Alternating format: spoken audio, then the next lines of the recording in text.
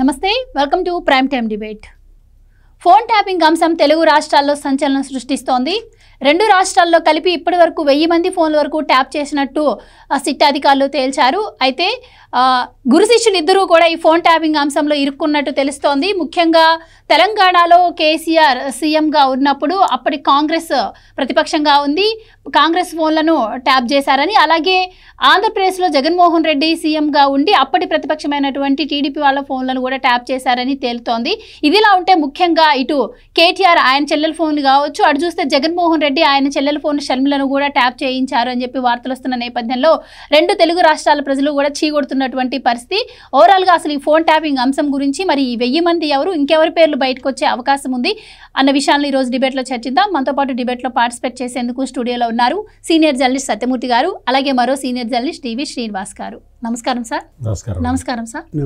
Sir Satyamurthy గారు, phone tapping అంశం 2 రోజుల నుంచి బాగా హైలైట్ అవుతుంది, మీరు కూడా చూసే ఉంటారు. అది నార్మల్గా మనకి ఈ అంశం తెలిసినప్పుడు ఇది ఓన్లీ తెలంగాణలో జరిగిందేమోలే అని చెప్పి అందరూ భావించారు. కానీ ఇప్పుడు అది ఆంధ్రాతో కూడా లింక్ అయి ఉంది. అసలు నిజంగా సిగ్గుచేటనే చెప్పాలి. ఒక అన్న తన చెల్లెల ఫోన్ని ట్యాప్ చేయించారు అంటే అసలు ఇది మాట్లాడడానికే కొంచెం జుగుప్సాకరంగా ఉంది. కానీ తప్పదు కాబట్టి మీరు ఎలా ఫీల్ అవుతున్నారు, మీ అభిప్రాయం ఏంటి దీన్ని? ఒక అన్న కాదు, ఇద్దరు అన్నలు, ఇద్దరు చెల్లెళ్ళ స్టోరీ ఇదంతా కూడా. ఈ టెలిఫోన్ ట్యాపింగ్ అనేది చాలా పెద్ద నేరం, మామూలు నేరం కాదు. ఇది వేరే వ్యక్తిగత జీవితంలోకి, అంటే వేరే వాళ్ళ వ్యక్తిగత జీవితంలోకి ప్రవేశించటం లాంటి అతిపెద్ద నేరం. మీరు అంటే తెలంగాణలో టెలిఫోన్ ట్యాపింగ్ జరుగుతున్నది, ఆంధ్ర ఇప్పుడిప్పుడే బయటపడుతుంది అన్నారు. నేను ఎప్పుడో చెప్పాను, ఆంధ్రాలో కూడా కేసీఆర్ ఇక్కడ టెలిఫోన్ ట్యాప్ చేసి ఆంధ్రాతో కూడా షేర్ చేసుకున్నాడు, జగన్మోహన్ రెడ్డి తోటి ఆ సమాచారాన్ని షేర్ చేసుకున్నాడని నేను ముందు నుంచి చెప్తూనే ఉన్నాను. కేసీఆర్కు ఉన్న అడ్వాంటేజ్ ఏంటి అంటే, మొత్తం ఆంధ్రప్రదేశ్కి సంబంధించిన నాయకులందరూ కూడా హైదరాబాద్లోనే ఉంటారు కాబట్టి కేసీఆర్కి ఈ ట్యాప్ చేయటం ఈజీ అవుతుంది. ఆ ట్యాప్ చేసిన సమాచారాన్ని జగన్మోహన్ రెడ్డితో పంచుకోవటం ఈజీ అవుతుంది. వాళ్ళిద్దరూ కూడా, అంటే జగన్మోహన్ రెడ్డి కేసీఆర్ కూడా ఇద్దరూ చాలా సఖ్యతతోటి పనిచేసుకున్నారు. సఖ్యత అంటే మీరు పొరపాటు పడమాకండి, 2 రాష్ట్రాల మధ్య సఖ్యత అనుకోమాకండి, ఇద్దరు వ్యక్తుల మధ్య సఖ్యత. జగన్మోహన్ రెడ్డి ఆస్తులు హైదరాబాదులో ఎక్కువ ఉన్నాయి కాబట్టి వాటిని కేసీఆర్ ప్రొటెక్ట్ చేయాలి కాబట్టి జగన్మోహన్ రెడ్డి కేసీఆర్కి లెఫ్టినెంట్ కల్నల్గా పనిచేశాడు. అంతే తప్ప 2 తెలుగు రాష్ట్రాలు కలిసి చక్కగా పనిచేసినాయి అన్న అపోహలోకి మీరు పోమాకండి. ఇక్కడ జగన్మోహన్ రెడ్డి ఆస్తులు అన్నీ కూడా, అంటే అప్పట్లో సిబిఐ ఎన్ఫోర్స్మెంట్ డైరెక్టరేటు సీజ్ చేసిన ఆస్తులు కూడా చాలా వరకు హైదరాబాద్లోనే ఉన్నాయి. వాటితో పాటు ఇంకా చాలా ఉన్నాయి. ఎంఆర్ కుంభకోణం దగ్గర నుంచి అన్నిట్లో కూడా ఆస్తులన్నీ జగన్మోహన్ రెడ్డివి హైదరాబాద్లోనే ఉన్నాయి. కాబట్టి కేసీఆర్ తోటి సఖ్యతగా ఉండి వాటన్నిటినీ కాపాడుకోవాలి అన్న ఉద్దేశంలో కేసీఆర్ జగన్ ఇద్దరు కలిసి పనిచేశారు. ఇక్కడ కేసీఆర్కి ఏంటి అంటే, భౌగోళికంగా అతనికి ఒక అడ్వాంటేజ్ ఉంది కాబట్టి, అంటే నాయకులందరూ హైదరాబాదులో ఎక్కువ సమయం ఉంటారు కాబట్టి ఇక్కడ కేసీఆర్ పెద్ద మాస్టర్ ప్లాన్ వేసి ఒక్కొక్కళ్ళని ట్రాప్ చేసి పట్టుకున్నాడు. అంటే వాళ్ళు మాట్లాడేది వింటారు. అంటే కేసీఆరే విన్నాడా, కేటీఆర్ విన్నాడా, లేదు హరీష్ రావు విన్నాడా, లేదు కేసీఆర్ ఇంకొక రిలేటివ్ ఉంటాడు కజిన్, కేటీఆర్కి కజిన్ సంతోష్ విన్నాడా, ఎవరు విన్నారనేది అది ఇంకా విచారణలో తేలుతుంది. మొత్తానికైతే మాత్రం ఈ సమాచారాన్ని ట్యాప్ చేసి ఇదంతా ఆర్గనైజ్ చేసిన వ్యక్తి హరీష్ రావు అని అంటున్నారు. హరీష్ రావు ఈ సెటప్ మొత్తాన్ని పెట్టి సమాచారాన్ని సేకరించి, అంటే ముందర ఫస్ట్ హరీష్ రావే విని ఉంటాడుగా, హరీష్ రావే విని ఎవరికి కావాల్సిన సమాచారాన్ని వాళ్ళకి డిస్ట్రిబ్యూట్ చేసి ఉంటాడు. అదైనా జరగచ్చు. లేదు కేసీఆర్ ఎవరిని నమ్మడు కాబట్టి హరీష్ రావుని కేటీఆర్ని కూడా నమ్మడు. ఆ సమాచారం అంతా నాకేవ్వండి నేను చూస్తానని ఆయన కూడా అనుండొచ్చు. కేసీఆర్కి జగన్మోహన్ రెడ్డికి దగ్గర సఖ్యత, చాలా ఎక్కువ సఖ్యత ఉంది కాబట్టి కేసీఆరే షేర్ చేసుకొని ఉండొచ్చు. లేదు కేటీఆర్ మా అన్న జగనన్న మా అన్న అని చెప్తుంటాడు కదా. ఆంధ్ర వాళ్ళంటే పడదు తెలంగాణలో ఆంధ్ర వాళ్ళకిను తెలంగాణ వాళ్ళకి తగద ఉంటేనే మన పార్టీ మనుగడ ఉంటుంది అని కూడా తెలుసు. అవన్నీ కూడా పక్కన పెట్టి జగన్మోహన్ రెడ్డితో మరి సఖ్యతగా ఎందుకు ఉన్నారో మరి కేసీఆర్ను కేటీఆర్ చెప్పాలి. ఇందులో భాగంగానేనంటారా ఆంధ్రప్రదేశ్ ఎలక్షన్స్కి ముందు కేసీఆర్ ఒక స్ట్రాంగ్ స్టేట్మెంట్ ఇచ్చారు, ఈసారి ఖచ్చితంగా జగన్మోహన్ రెడ్డి అధికారాన్ని చేపట్టబోతున్నాడు అని చెప్పి. ఇప్పుడు టెలిఫోన్లన్నీ ట్యాప్ చేశాడు కదా, ట్యాప్ చేసి జగన్మోహన్ రెడ్డికి అంతా ఎప్పటికప్పుడు సమాచారాన్ని ఇచ్చాడు కదా. ఇచ్చినప్పుడు అంతా వీళ్ళకి అర్థమైపోయింది, మొత్తం అంతా మనమే గెలుస్తున్నాం అని చెప్పి ఇద్దరు మాట్లాడుకొని అదే విషయాన్ని చెప్పాడు. కేసీఆర్ ఏం చెప్పాడంటే నాకున్న సమాచారం మేరకు, చాలా సీరియస్గా చెప్తాడు, నాకున్న సమాచారం మేరకు ఆంధ్రప్రదేశ్లో మళ్ళీ జగన్మోహన్ రెడ్డి 150 కన్నా ఎక్కువ సీట్లతో వస్తాడని చెప్పాడు. ఆయనకే దిక్కులేదు, ఆయనకి ఎన్ని సీట్లు వస్తాయో ఆయనకే తెలియదు. ఈయన ఆంధ్రప్రదేశ్ ముఖ్యమంత్రి గురించి చెప్తాడు. అంటే ఇవన్నీ ఎందుకు అనుకోవాల్సి వస్తుంది అంటే అహంకారం తలకెక్కి అహంభావంతో అహంభావాన్ని ప్రదర్శిస్తూ మాట్లాడే వీళ్ళందరూ కూడా అసలు బేసిక్ పాలిటిక్స్కి పనికిరారు. లేకపోతే ఎవడైనా బుద్ధున్నోడు ఎవడన్నా టెలిఫోన్ ట్యాపింగ్ చేస్తాడా? ఏం మాట్లాడుకుంటారు? చంద్రబాబును ఏదో మాట్లాడుకుంటాడు, ఆయన పార్టీ నాయకులతో ఆయన ఏం మాట్లాడుకుంటాడు? ఎట్లా జగన్మోహన్ రెడ్డి ఏం చేస్తున్నాడు, దానికి మనం ఏం కౌంటర్ స్ట్రాటజీ వేయాలి, అదే మాట్లాడుకుంటారా, ఇంకేమైనా మాట్లాడుకుంటారా? ఇక్కడ తెలంగాణలో రేవంత్ రెడ్డి ఉన్నాడు. రేవంత్ రెడ్డి ఏం మాట్లాడుకుంటాడు, మనం అధికారంలోకి రావాలంటే ఏం చేయాలి, ప్రజల్ని ఎట్టా ఆకట్టుకోవాలి, ఇదే మాట్లాడుకుంటారా, ఇంకేమైనా మాట్లాడుకుంటారా? కేసీఆర్ ఏం మాట్లాడతాడు? వాళ్ళతో వాళ్ళ పార్టీ వాళ్ళ మీదే నిఘా పెట్టుకున్నాడు. ఇప్పుడు దాదాపుగా 1000 మంది ఫోన్లు అన్నారు కదా, అందులో సగం బీఆర్ఎస్ వాళ్ళవే, సగం ఫోన్లు బీఆర్ఎస్ ఫోన్లే ఉన్నాయి. వాళ్ళ నాయకుల మీదే కేసీఆర్కి నమ్మకం లేదు. ఇటువంటి పరిస్థితుల్లో ఇది చాలా సీరియస్ ఎఫ్ఐఆర్. ఇది ఇందులో కేసీఆర్ పోతూ జగన్మోహన్ రెడ్డిని కూడా లాక్కొని పోతూ ఉన్నాడు. ఈ కుంభకోణంలో ఇద్దరు మునుగుతారు. సార్ మీరు కూడా చూస్తూనే ఉండుంటారు, గత 2 రోజులుగా ఇది 2 తెలుగు రాష్ట్రాల్లో కూడా హాట్ టాపిక్ అవుతూ ఉంది. కేవలం ఇది తెలంగాణతో కూడుకున్న అంశం అంటే ఇప్పుడు ఆంధ్రప్రదేశ్ పేరు కూడా వినిపిస్తోంది, జగన్మోహన్ రెడ్డి గారు ఆయన చెల్లెల పేరు కూడా వినిపిస్తోంది. సో ఇటు చూస్తే కేటీఆర్ గారు ఆయన చెల్లెలు, ఇప్పుడు ఇద్దరు చెల్లెళ్ళు కూడా ఇద్దరు అన్నలకు ఎదురు తిరిగినటువంటి పరిస్థితి. అండ్ ముఖ్యంగా షర్మిల గారికి కూడా గతంలోనే తను అనుమానించారు ఇదే విషయంలో అని కూడా అంటున్నారు. ఇప్పుడు మహేష్ గౌడ్ టీపీసీసీ మహేష్ గౌడ్ గారు కూడా విచారణకి వెళ్తున్నారు, ఆయన దగ్గర కూడా కొన్ని ప్రూఫ్స్ ఉన్నాయంటున్నారు. సో ఎలా ఏముండబోతుందంటారు, ఏం జరగబోతుందంటారు? అంటే ఫోన్ ట్యాపింగ్ అది కేసీఆర్ కాళ్ళకు చుట్టుకుంటుంది అనుకుంటే జగన్ మెడకు చుట్టుకుంది. ఇవాళ ఏంటంటే ప్రతిపక్షాల నాయకుల ఫోన్లు ట్యాపింగ్ చేయటం, లేకపోతే అసలు ఏకంగా సొంత పార్టీ వాళ్ళ నాయకుల ఫోన్లు ట్యాపింగ్, ఎమ్మెల్యేలు ఎంపీలు, ఇక మరీ పరాకాష్ట. మీరు అన్నట్టుగా ఏంటి, కుటుంబ సభ్యుల ఫోన్లే ట్యాపింగ్ చేయడం, చెల్లెళ్ళ ఫోన్లు అన్నలు ట్యాపింగ్, పెళ్ళాం ఫోను భర్త ట్యాపింగ్. అంటే ఎలా వీళ్ళల్లో అభద్రత, అనుమానాలు ఏ స్థాయికి చేరిపోయాయి. ఇప్పుడు గోప్యత హక్కు అదేంటి, అది ప్రాథమిక హక్కు, రాజ్యాంగం కల్పించింది మనకు. వ్యక్తిగత స్వేచ్ఛలో అది కూడా ఒక భాగం. ఇవాళ ఆర్టికల్ 21 మనకి వ్యక్తిగత స్వేచ్ఛను ఇవ్వడమే కాదు, ఇవాళ గోప్యత, సీక్రసీ, ప్రైవసీ అంటే ఏంటి, వీళ్ళు పబ్లిక్లో పెట్టారు. జనం యొక్క ఆ ప్రైవసీని వీళ్ళు పబ్లిక్లో పెట్టారన్నమాట. ఇప్పుడు చంద్రబాబు ఇంతకుముందే ఆయన అసలు ప్రధానికి లేఖ రాశారు. ఇప్పుడు 2020లోనే చంద్రబాబు తన ఫోన్ ట్యాపింగ్ అవుతోందని చెప్పి ఆయన ప్రధానికే లేఖ రాశారు. జగన్మోహన్ రెడ్డి ముఖ్యమంత్రిగా ఇక్కడ ఆంధ్రప్రదేశ్ ప్రభుత్వం తన ఫోన్లు ట్యాపింగ్ చేస్తోందని అసలు ఏపీ హైకోర్టు జడ్జీలే ఆందోళన ప్రకటించారు. జడ్జీల ఫోన్లు కూడా ట్యాపింగ్ చేసిన ఏకైక ప్రభుత్వం జగన్మోహన్ రెడ్డి ప్రభుత్వం. అంటే ఇక ఎవరికి ప్రైవసీ ఉంది, ఎవరికి ఇవాళ గోప్యత ఉంది? అటు జర్నలిస్టుల ఫోన్లు, ఇటు న్యాయమూర్తుల ఫోన్లు, అటు నాయకుల ఫోన్లు, అసలు వ్యాపారుల ఫోన్లు, చివరికి హీరోయిన్ల ఫోన్లు, సెలబ్రిటీల ఫోన్లు కూడా వీళ్ళు ట్యాపింగ్ చేసి, అంటే ఒక 10 మంది ఫోన్లు ట్యాపింగ్ చేయమంటే ఆఫీసర్లు ఏం చేశారు, 1000 మంది చేసి పారేశారు. ఎందుకైనా మంచిదని, ఎందుకన్నా మంచిదని కాదు, వాళ్ళు కూడా బిజినెస్, అదే వాళ్ళు ఎవడికాడు దండుకోవటం.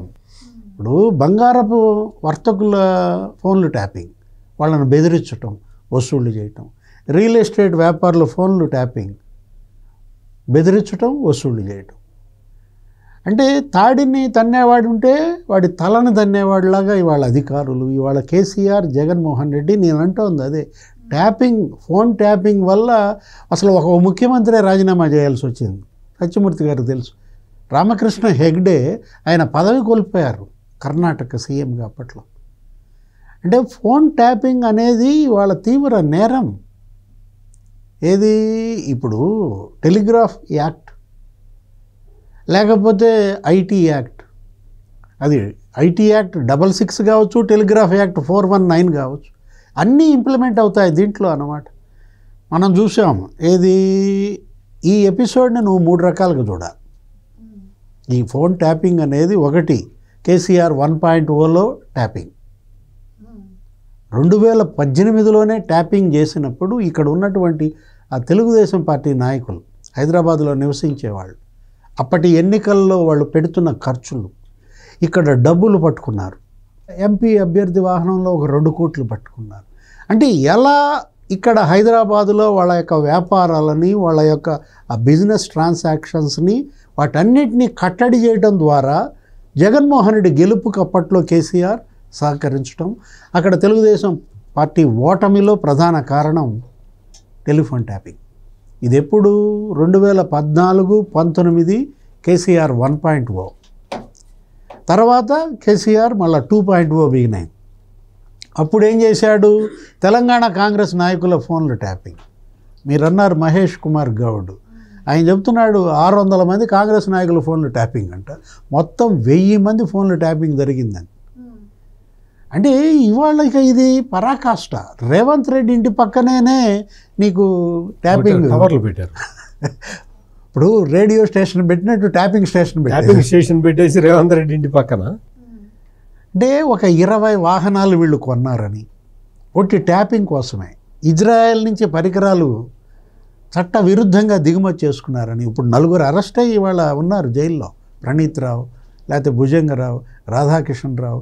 ఇప్పుడు ఇతను పట్టుకొచ్చారు ఎవరిని, ప్రభాకర్ రావుని పట్టుకొచ్చేసరికి ఇప్పుడు ప్రభాకర్ రావు చెప్పాడు దొంకంతా కదిలింది, చంద్రబాబు ఫోన్లు ట్యాపింగ్ చేశారని, షర్మిల ఫోన్లు ట్యాపింగ్ చేశారని, లేకపోతే కవిత ఫోన్లు ట్యాపింగ్ చేశారని. కవిత ఏంటి అసలు, ఆమె ఏదో అదే గ్రూప్ అండి, సౌత్ గ్రూప్ ఢిల్లీ లిక్కర్ స్కామ్లో సౌత్ గ్రూప్, వాళ్ళంతా ఏదో వాట్సాప్లో వాళ్ళ మెసేజెస్ అన్నీ వాళ్ళ బయటకు రావడం, ఆమె జైలు. అంటే తను జైలుకి వెళ్ళడానికి తన పార్టీలో కుట్ర జరిగిందని కవిత ఆరోపణలు. అంటే ఇవాళ చెల్లిపైన ఇవాళ కేటీఆర్ఏ కుట్రకు ఈ ట్యాపింగ్ ఉపయోగించుకున్నాడా, లేకపోతే షర్మిలపై జగన్మోహన్ రెడ్డి కుట్ర? షర్మిల ఎవరితో మాట్లాడుతోంది ఏంటి, గతంలో సత్యమూర్తి గారికి తెలుసు ఏంటి, ఎవరో ఒక వైసీపీ ఎంపీ ఇక్కడ తెలంగాణలో గెలిచిన ఆయన ఎవరో సహాయం అడిగిందని, పార్టీ ఇక్కడ ఆమె తెలంగాణ వైఎస్ఆర్సీపీ పెట్టినప్పుడు తనకు ఆర్థిక సహాయం అడిగితే వెంటనే జగన్ అతనికి ఫోన్ చేయడం, నా చెల్లికి నేను ఇచ్చుకుంటా కానీ నువ్వెవడో ఇవ్వటానికి అని అంటాం. ఎట్లా తెలిసింది జగన్మోహన్ రెడ్డికి షర్మిల అతన్ని హెల్ప్ అడిగిందని? ఆయన ఇప్పుడు మంత్రి కూడా, ఇప్పుడు క్యాబినెట్లో ఆయన మంత్రి. అసలు ఒకటి ఆ రియల్ ఎస్టేట్లో ఆయన కంపెనీలో 40 మంది స్టాఫ్ ఫోన్లు ట్యాపింగ్ అంట. ఇప్పుడు రేవంత్ క్యాబినెట్లో ఉన్నాడు మంత్రి. అంటే టెలిఫోన్ ట్యాపింగ్ అనేది ఇవాళ కేసీఆర్ కాళ్ళకి జగన్ మెడకి చుట్టుకుందంటే ఇప్పుడు ఇది తేల్చాలి, దీన్ని నిగ్గు తేల్చాలి, ఇది లోతైనటువంటి దర్యాప్తు జరపాలి, ఇవాళ దోషుల్ని కఠినంగా శిక్షించాలా. అయితే ఇప్పుడు ఇదే కేసులో సాక్షిగా వెళుతున్నటువంటి టీపీసీసీ ప్రెసిడెంట్ మహేష్ కుమార్ గౌడ్ గారు కూడా కొన్ని వ్యాఖ్యలు చేశారు. అక్కడ విచారణకు వెళ్ళిన నేపథ్యంలో 2018లో కాంగ్రెస్ ఓడిపోవడానికి కూడా ఈ ఫోన్ ట్యాపింగే కారణమని ఆయన చెప్తున్నారు. అప్పట్లోనే 650 మంది వరకు ఫోన్లు చేశారని చెప్పి ట్యాపింగ్ అంటున్నారు. సో మరి నిజంగానే ఈ ఆరోపణలు నిజమైతే, ఈ ఫోన్ ట్యాపింగ్ అంశం నిజమైతే, మరి ఫోన్ ట్యాప్ చేసినప్పుడు ఈ రెండు పార్టీలు ఎందుకు ఓడిపోయినాయి అంటారు? అంటే అట్లా కాదు. ఇక్కడ విషయం ఏంటంటే, టెలిఫోన్ ట్యాపింగ్ చెయ్యటం అనేది నేరం, అది అట్లా పక్కన పెట్టండి. ప్రజలు ఓడించటం అనేది ఎలక్షన్ రిజల్ట్స్, అది వేరే విషయం. ఇక్కడ వీళ్ళకి నీకు మొత్తం ఒకసారి ఎన్నికల్లో గెలిచాడు కేసీఆర్, రెండోసారి గెలవాలన్న ఆశ పుట్టింది. ఆశ పుట్టడంతో ఏం చేశాడు, టెలిఫోన్ ట్యాపింగులు, ఈ వ్యవహారాలు ఇవన్నీ మొదలుపెట్టాడు. రెండోసారి కూడా గెలిచాడు. మూడోసారికి ఏంటి, ఇంకా అసలు మళ్ళీ శాశ్వతంగా నేనే ఉండిపోవాలి కుర్చీలో అని ఇంకా విస్తృతంగా చేయడం మొదలుపెట్టాడు. అక్కడ ఆంధ్రప్రదేశ్ విషయాన్ని కనుక మనం పరిశీలిస్తే జగన్మోహన్ రెడ్డి కూడా అంతే. ఒకసారి మనం అధికారంలోకి వచ్చేసాము, అంటే జగన్మోహన్ రెడ్డి కేసులు వేరుంటాయి. ఒకటి బాబాయ్ మర్డర్ కేసు ఉంది, అది ముందరికి వెళ్ళకూడదు. అందులో చెల్లెలు షర్మిల ఏం చేస్తుందో తెలీదు, సునీత ఏం చేస్తుందో తెలీదు, అవి తెలుసుకోవాలి. ఇంకొక వైపు పవన్ కళ్యాణ్, ఆయన ఎక్కడెక్కడికి పోతాడో చూసుకోవాలి. ఇంకోవైపు చంద్రబాబు నాయుడు, లోకేష్ వీళ్ళైతే ఉన్నారు. వీళ్ళ విషయాలే తెలియాలి. ఎట్లా తెలియాలి అంటే వాళ్ళ గురువు గారు చెప్పారు, కేసీఆర్ గారు, నీకు ఎందుకు బిడ్డ, నేను టెలిఫోన్ ట్యాప్ చేసి ఇన్ఫర్మేషన్ ఇస్తాలే అని చెప్పాడు. ట్యాప్ చేసి ఇచ్చాడు. ఇక్కడ మనం ముఖ్యంగా గమనించాల్సింది ఏంటి అంటే, కేసీఆర్ కానీ జగన్మోహన్ రెడ్డి కానీ ఇటువంటి కుట్రలు కుతంత్రాలు పన్నకుండా మామూలుగా ఎవడు పని ఆడు చేసుకున్నట్టయితే రాజకీయం రెండు రాష్ట్రాల్లో ప్రశాంతంగా ఉండేది. ఇక్కడ కేసీఆర్ చేసిన పని చివరికి ఏమైంది, what is the net result? ఆయన ఓడిపోవటం రాజకీయాలు తీసి పక్కన పెట్టు. కేసీఆర్ అంటే మొత్తం టెలిఫోన్ ట్యాపింగ్ అనే వ్యవహారాన్ని చెయ్యటం వల్ల అల్టిమేట్గా చివరికి ఏమైందంటే ఆయన కుటుంబం నిట్ట నిలువుగా చీలిపోయింది. కూతురు కొడుకు కొట్టుకుంటున్నారు. ఆ పరిస్థితి ఎందుకు వచ్చింది? కవిత ఫోన్ ట్యాప్ చేయటం వల్ల వచ్చింది. ఆంధ్రప్రదేశ్ రాజకీయాల్లో చూస్తే జగన్మోహన్ రెడ్డి 1,00,000 కోట్లు సంపాదించుకున్నాడు కదా, ఓ చెల్లెలకి ఒక 100 కోట్లు 200 కోట్లు 300 కోట్లు ఇచ్చేసి చక్కగా హ్యాపీగా ఇద్దరు ఉండొచ్చు కదా. అంత కష్టపడి వ్యవసాయం చేసి సంపాదించింది ఏం కాదు కదా, దోచుకున్నదే కదా. అన్న చెల్లెళ్ళు పంచుకుంటే సరిపోతుంది కదా. నో, మా చెల్లెలు ఫోన్ ట్యాప్ చేయండి, వివేకానంద రెడ్డి మర్డర్ కేసులో ఏం చేయబోతుందో నాకు తెలియాలి, లేకపోతే ఆస్తి గొడవలు ఎక్కడికి తీసిపోతుందో తెలియాలి, ఇంకెవరెవరితో మాట్లాడుతుందో మనం నిఘా పెట్టాలి అన్న అత్యాశతోటి అల్టిమేట్గా ఏమి సాధించాడు? తల్లి మీద కేసు వేసే స్థాయికి వెళ్ళిపోయాడు జగన్మోహన్ రెడ్డి. మీరు నిశ్చితంగా గమనిస్తే తల్లి మీద కేసు వేసే స్థాయి వరకు జగన్మోహన్ రెడ్డి ఎందుకు వెళ్ళాడు?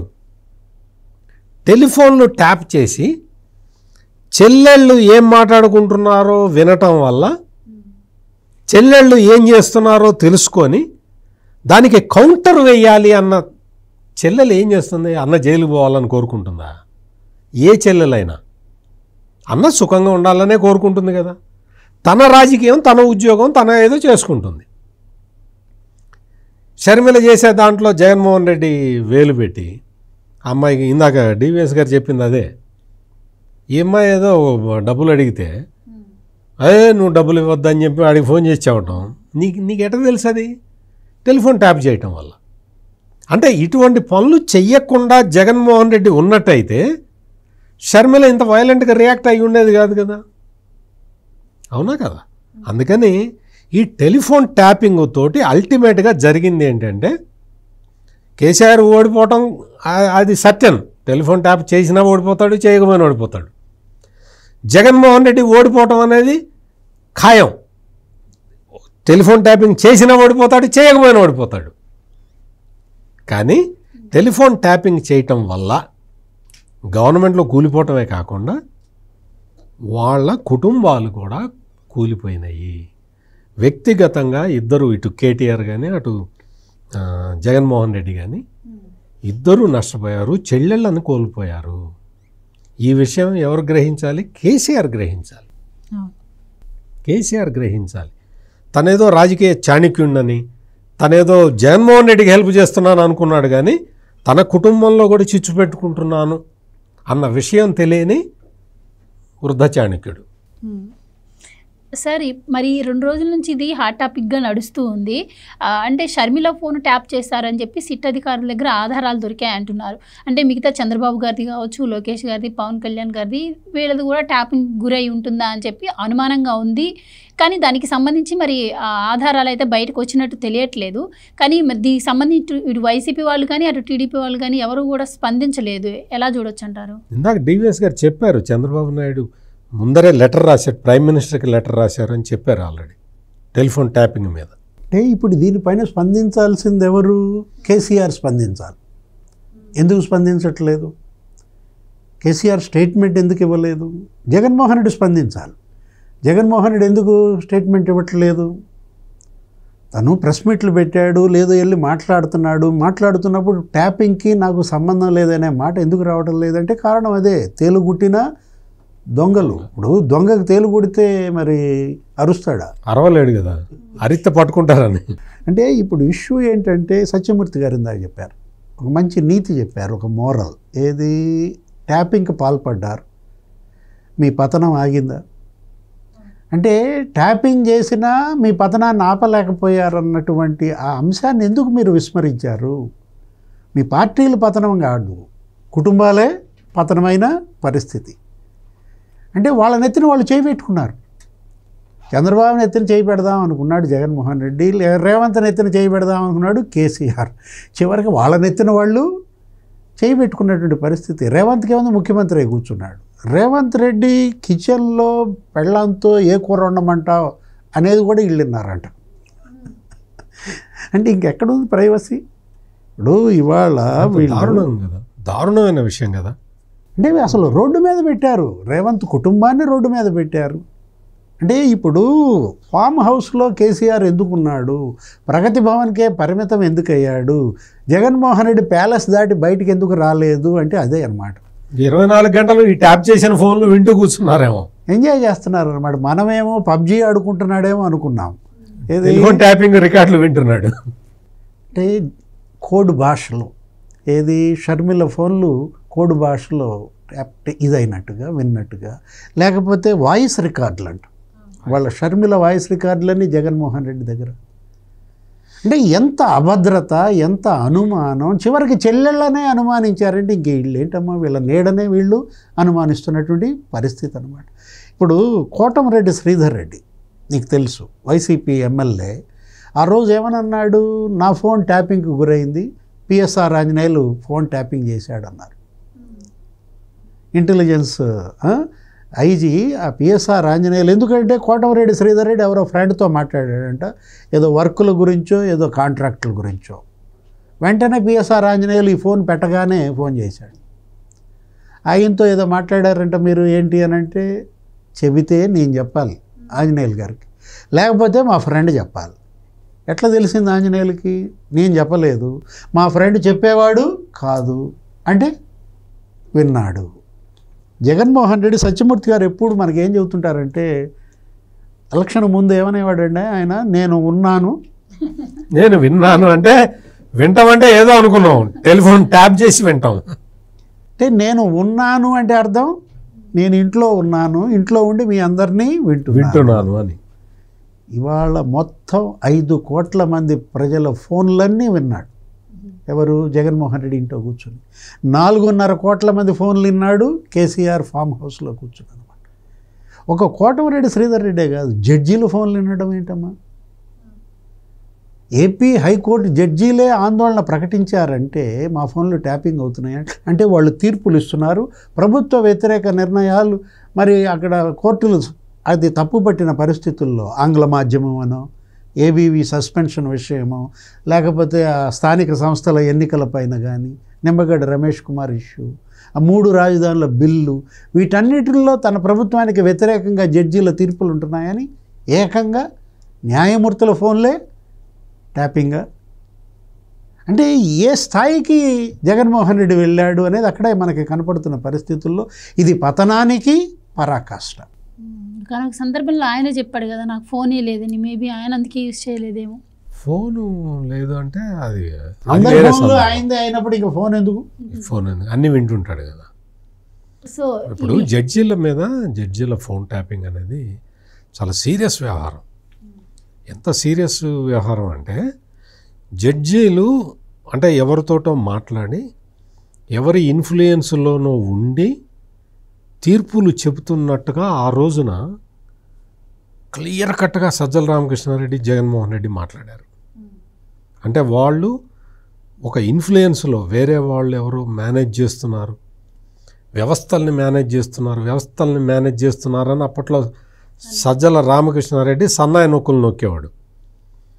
అది ఏంటి అంటే ఆ ఇంటెన్షన్ ఏంటి అంటే ఈ టెలిఫోన్ ట్యాపింగ్ తోటి వినటం వల్ల ఎవరో మేనేజ్ చేస్తున్నారు, జడ్జీలు చట్టబద్ధంగా న్యాయబద్ధంగా తీర్పులు చెబుతున్నారు అన్న విషయాన్ని కూడా జీర్ణించుకోలేక వాళ్ళ ఫోన్లు ట్యాపింగ్ చేస్తే జడ్జీలు ఏం మాట్లాడుకుంటారు? అర్థమైంది వీళ్ళకి. జడ్జీలు ఏం మాట్లాడుకుంటారు? కేసులు, రిఫరెన్సులు అవి మాట్లాడుకుంటారు. ఇంకేం మాట్లాడుకుంటారు? ఆ మాత్రం తెలీదా? ఆ మాత్రం అంటే జడ్జీల మీద మనందరం కూడా జడ్జిని నమ్ముతాం.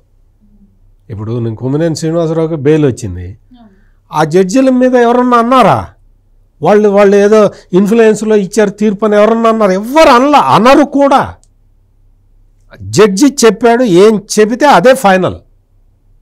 కొమ్మినేని శ్రీనివాసరావుకి bail granted, that's all, bail granted. అంతే తప్ప ఆ జడ్జి ఇట్టెందుకు అన్నాడు అని ఆయన ఫోన్ విందాం, ఇది జగన్మోహన్ రెడ్డి చేసిన పని. అయితే సార్ దీంట్లో ఇప్పటికీ 4గురిని ఎంక్వైరీ చేస్తున్నారని తెలిసింది. ముఖ్యంగా హరీష్ రావు ఇదంతా దగ్గరుండి చేయించారని చెప్పి కూడా వార్తలు వస్తున్నాయి. ఇందాక మీరు కూడా మాట అన్నారు కాబట్టి మరి ఆయన్ని కూడా ఏమన్నా ఎంక్వైరీకి పిలిచే అవకాశం ఉంటుందంటారా? మరి ఇది ఆంధ్రప్రదేశ్తో కూడా లింక్ అయింది కాబట్టి ఎంత దూరం వెళ్ళి ఆగే అవకాశం ఉంటుందంటారు?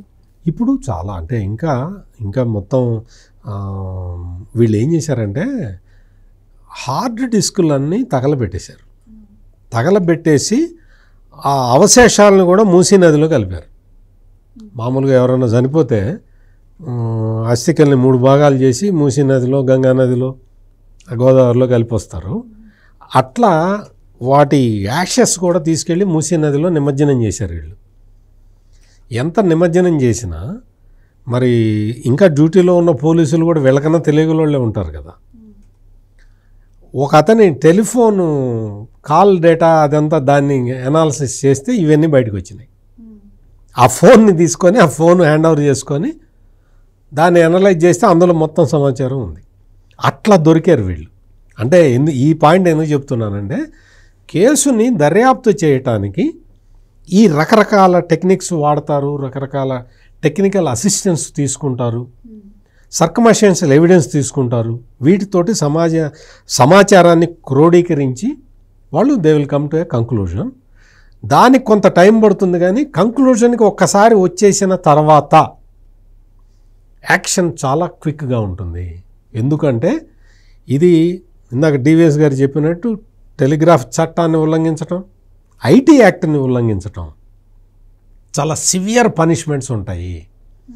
అందుకని ఆ సివియర్ పనిష్మెంటు హరీష్ రావుకి పడుతుందా, కేటీఆర్కి పడుతుందా, కేసీఆర్కి పడుతుందా, ఇవన్నీ కాదు. ఎవరికైతే మాత్రం ఎవరైతే బాధ్యులు ఉన్నారో వాళ్ళందరికీ పడుతుంది. ఇన్ఫర్మేషన్ జగన్మోహన్ రెడ్డి ఈ ఇన్ఫర్మేషన్ని షేర్ చేసుకున్నాడా, లేదు జగన్మోహన్ రెడ్డే పెగాసిస్ సాఫ్ట్వేర్ ఉపయోగించి టెలిఫోన్లు సపరేట్గా ట్యాప్ చేశాడా అనేది కూడా వస్తుంది, బయటకు వస్తుంది. మొత్తం ఇక్కడి నుంచే కొంత ఇన్ఫర్మేషన్ వెళ్ళింది, అక్కడ కొంత ఇన్ఫర్మేషన్ సంపాదించుకున్నాడు, ఆయన భూభాగంలో టెలిఫోన్లు ట్యాప్ చేసి. ఇవన్నీ కూడా ఒక కొలిక్కి అతి త్వరలోనే వస్తాయి. ఇక్కడ హరీష్ రావు దొరుకుతాడా, కేటీఆర్ దొరుకుతాడా అనేది కాదు ఇక్కడ క్వశ్చను. కేసీఆర్, జగన్మోహన్ రెడ్డి దొరుకుతారు. అంటే పురంధేశ్వరి దీనిపైన ఒక లేఖ రాశారు. ఆమె ప్రతిపక్షంలో ఉన్నప్పుడే ఏది పురంధేశ్వరి అప్పటికి ఇంకా ఎన్డీఏ బీజేపీ తెలుగుదేశం పార్టీతో పొత్తులోకి రాకముందే ఏమని లేఖ రాశారు? ఆమె ఒక 21 మంది ఐపీఎస్ల లిస్టు ఆమె డైరెక్ట్గా ప్రధానమంత్రికి వీళ్ళందరికీ కంప్లైంట్ పంపారు. బహిరంగ లేఖ అన్నమాట. ఆ 21 మంది ఐపీఎస్ల్లో ఫోన్ ట్యాపింగ్ ఆరోపణలు ఎవరెవరిపై ఉన్నాయి? Kolli Raghuveera Reddy, vigilance enforcement IG. Jaganmohan Reddy ఆయనకు ఒక 5 పోస్టులు ఏమి ఇచ్చాడు. అతను ఇవాళ ట్యాపింగ్ చేస్తున్నాడు అని చెప్పి ఆమె ఆ లెటర్లో రాశారు. ఏది ఆయన ఇప్పుడు అటు డ్రగ్స్ కంట్రోల్ ఐజీ ఆయనే, నారాయణ కాలేజీల పైన అప్పట్లో డ్రగ్స్ ఉన్నాయని చెప్పి వెళ్ళి రైడ్ చేయించాడు. సిట్కి ఆయనే అధిపతి. చంద్రబాబుని అరెస్ట్ చేసిన దాంట్లో కేసుల్లో కూడా special investigation team. Kolli Raghurami Reddy పాత్ర ఏంటి? ఆమె పురంధేశ్వరి రాసినటువంటి లేఖలో మరొక ఎస్పీ, యువ ఎస్పీ, యువగళం పైన ఉక్కుపాదం మోపిన ఎస్పీ ఎవరైనా రిషాంత్ రెడ్డి, అతని పాత్ర ఉందన్నారు. అంటే ఇది 2 తెలుగు రాష్ట్రాల్లో అమ్మ. అప్పటి 2 ముఖ్యమంత్రులు ఎవరు? ఇప్పుడు మాజీలు, అటు కేసీఆర్ ఇటు జగన్మోహన్ రెడ్డి. 2 పార్టీలు వాళ్ళ అభద్రత వాళ్ళ అనుమానాలతో అప్పటి ప్రతిపక్షాల పైన మరి పెట్టినటువంటి ఈ ట్యాపింగ్ అంశం ఇదేదో ఒక సిట్టో లేకపోతే తెలంగాణ ఏసీబీయో దర్యాప్తుతో ఒక కొలిక్కొచ్చేది కాదు. దీనిపైన సిబిఐ ఎంక్వైరీ జరగాలి. వాళ్ళ కేంద్ర ప్రభుత్వం ఈ ఫోన్ ట్యాపింగ్ పైన ఇవాళ సీరియస్గా చర్యలు చేపట్టాలి. అది బండి సంజయ్ ఆరోపించాడు అప్పట్లో. ఏది 3 ఏళ్ల క్రితమే ఆయన ఫోన్లు ట్యాపింగ్ అవుతున్నాయి, బీజేపీ వాళ్ళ ఫోన్లు కూడా ట్యాప్ చేసినట్టు అతను చెప్పాడు. అతను క్లియర్ కట్గా కూడా చెప్పాడు. అసలు అందరం ఐఫోన్లే కొనుక్కోవాలన్నాడు. ఆ మాట లోకేష్ కూడా అన్నారు. ఏది ఫోన్లు ట్యాపింగ్ గురవుతున్నాయి మావి అంటూ ఐఫోన్లే కొనుక్కోవాలన్న ఆలోచనలో, అంటే ఫేస్ టైంలో ఏదో మాట్లాడుకుంటే ఫోన్ ట్యాపింగ్ కాదనో ఏదో. ఇది భవిష్యత్తుకి వాళ్ళ ఒక రకంగా పెను సవాల్. ఎందుకంటే వీళ్ళపైన కఠిన శిక్షలు కనుక వేయకపోతే, దీనికి అడ్డుకట్ట వేయకపోతే ఇక గోప్యత ఎక్కడ? ఇప్పుడు ప్రజల యొక్క గోప్యత వాళ్ళ ప్రశ్నార్థకంగా మారిన పరిస్థితుల్లో ప్రజల డిమాండ్ అన్నమాట. దీన్ని నిగ్గు తేల్చాలి, దీన్ని లాజికల్ ఎండ్కి తీసుకువెళ్ళాలి. ఏదో అధికారులను ఒక 4గురిని అరెస్ట్ చేసి కంటి తుడుపు చర్యలు కాదు. దీనిలో పొలిటికల్ ఇన్వాల్వ్మెంట్ ఎంత? ఇది రాజకీయ నాయకుల యొక్క భాగస్వామ్యం ఎంత? ముందు ఆ నాయకులను అరెస్ట్ చేయాలి, కఠిన చర్యలు చేపట్టాలి. అయితే సార్, తెలంగాణ ప్రభుత్వం అయితే ఇప్పుడు కాంగ్రెస్ పార్టీ గట్టిగా నమ్మింది ఫోన్ ట్యాపింగ్ జరిగిందని. అధికారంలోకి వచ్చిన దగ్గర నుంచి దీనిపైన ఎంక్వైరీ చేయాలనే చూస్తుంది. కానీ ఆ ప్రభాకర్ అన్న వ్యక్తి ఇప్పటివరకు అందుబాటులో లేకపోవడం వల్ల, కానీ ఇప్పుడు ఆయన సడన్గా మరి అందుబాటులోకి రావడం, ఆయన కొన్ని వివరాలను వెల్లడించడం జరిగింది. సో మరి ఆయనకి ఏమైనా థ్రెట్ ఉండే అవకాశం ఉంటుందంటారా? అండ్ ముఖ్యంగా ఆంధ్రప్రదేశ్లో కూడా ఉన్నారు కాబట్టి అక్కడ కూడా ఏమైనా నాయకుల ఇన్వాల్వ్మెంట్ కూడా ఉండొచ్చు అంటారా? అంటే ప్రభాకర్ రావుకి థ్రెట్ ఏమి ఉండదు. ప్రభాకర్ రావు నుంచే మా అందరికి థ్రెట్ ఉంది. ప్రభాకర్ రావు తోటి థ్రెట్ ఏముంటుంది? ప్రభాకర్ రావు కూడా ఇక్కడికి ఏమో మామూలు కోర్టు ఆదేశాలతో వచ్చాడు. మామూలుగా సరదాకు వచ్చి నేను సాక్ష్యం చెప్తానని చెప్పలా. కోర్టుల ద్వారా కూడా వెళ్ళి ప్రభాకర్ రావు రావాల్సిందే అని కోర్టులు కూడా చెబితే వచ్చాడు. సుప్రీంకోర్టు చెప్పింది, డైరెక్ట్ చెప్పింది. అందుకని ప్రభాకర్ రావుకి థ్రెట్ ఏమి ఉండదు. ప్రభాకర్ రావు వల్లే డెమోక్రసీకి థ్రెట్. ఇంకా ఆంధ్రప్రదేశ్ విషయానికి వస్తే, ఆంధ్రప్రదేశ్లో జగన్మోహన్ రెడ్డి నుంచి అందరికీ థ్రెట్ ఉంది. కానీ అందరి నుంచి జగన్మోహన్ రెడ్డికి థ్రెట్ ఎక్కడ ఉంటుంది? ఆయన అన్ని విషయాలు కనుక్కొని ప్రతిదీ లోకేష్ యువగళం పాదయాత్రకి ఎప్పుడు వెళ్తాడు, ట్యాప్ చేయటం కనుక్కోవడం. పవన్ కళ్యాణ్ వారాహి యాత్రకి ఎప్పుడు వెళ్తాడు, ట్యాప్ చేయటం కనుక్కోవడం. జీవో నెంబర్ 1 ఇష్యూ చేయటం వాళ్ళవి అవన్నీ ఆపటానికి. షర్మిల ఎక్కడికి పోతున్నది, వివేకానందరెడ్డి మర్డర్ కేసు గురించి ఎవరితో మాట్లాడుతున్నది, సునీత ఏం మాట్లాడుతున్నది, సునీతకి ఈ కోర్టులో కేసులు అవి ఇవి ఫైట్ చేయడానికి డబ్బులు ఎవరిస్తున్నారు, వీటన్నిటి అంటే ఇవన్నీ కూడా ట్యాప్ చేసి విని సంతోషపడి ఆనందపడి ఎవరి డ్యూటీ వాళ్ళు చెయ్యకుండా అడ్డుకొని, ఇన్ని కార్యక్రమాలు చేసావు కదా జగన్మోహన్ రెడ్డి, ఇప్పుడు నీ పరిస్థితి ఏంటి? నువ్వు నీ ఫోను ఎక్కడ ట్యాప్ అవుతుందో అని భయపడుతూ నువ్వు అదేదో కొత్త సాఫ్ట్వేర్ ఏదో వచ్చిందంట, ఆ సాఫ్ట్వేర్ ఉపయోగించి మాట్లాడతాట. అందరూ నీలాగా ఉండరు జగన్మోహన్ రెడ్డి, ఫ్రీగా మాట్లాడుకో, మామూలుగా వాట్సాప్ కాల్ చేసుకో, మామూలుగా మాట్లాడుకో. ఎలాంకి వెళ్ళిపోతున్నాడు, ఆ భయంతో ఎలాంకి వెళ్తున్నాడు. నీకు జగన్మోహన్ రెడ్డి నువ్వు చేసినట్టు చంద్రబాబు నాయుడు చెయ్యాడు. నీ ఫోను ట్యాపింగ్ కాదు, నువ్వు ఏమి చేయలేవు. అంటే నువ్వు ఎన్ని కుట్రలు పన్నినా నీ ఫోను ట్యాప్ చేయటం ఏముంది, నువ్వు డైరెక్ట్గా వెళ్ళి నేరస్తులనే పరామర్శిస్తున్నావు కదా, ముందరే షీట్ రిలీజ్ చేస్తున్నావు కదా, బలానా నేరస్తుడిని నేను పరామర్శిస్తాను అని చెప్తున్నావు కదా, ఇంకా నీ ఫోన్ ట్యాప్ చేయటం ఎందుకు? అందుకని డోంట్ వరీ, నీ ఫోన్ ఏం ట్యాప్ కాదు.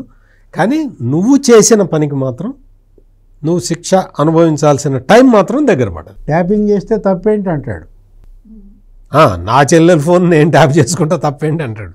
ఈవీఎంలు నాలుగేసి కొడితే తప్పేంటి అన్నాడు.